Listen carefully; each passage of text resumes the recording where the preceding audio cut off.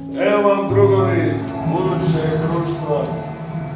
U budućnosti društveni život bit će javan. Svi ćemo brinuti o svemu. Ja sam sloboda! Imaš li neku ideologiju?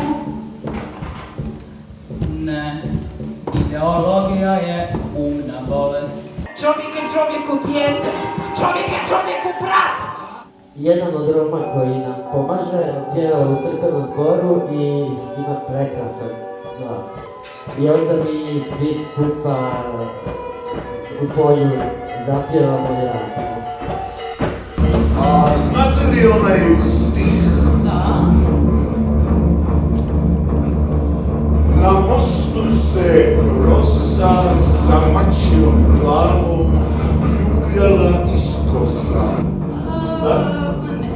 Ne. To vam je Rilke. Rilke, Da. da.